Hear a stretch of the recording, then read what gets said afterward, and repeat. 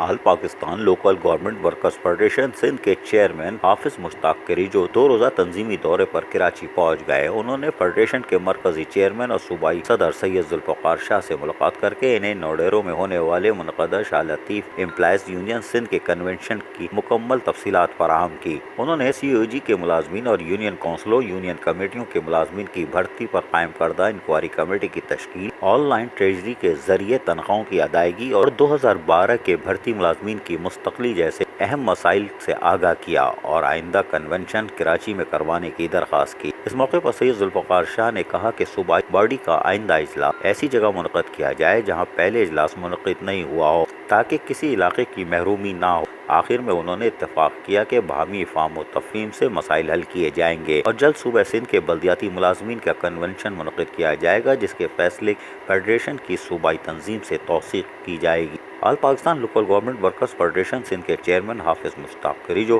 یقیناً بلدیاتی ملازمین کے مسائل کے حل کے لیے کراچی پہنچے ہیں۔ اہم ملاقاتیں بھی متوقع ہے۔ عزیز عارف، KBS بلدیاتی نیوز، کراچی۔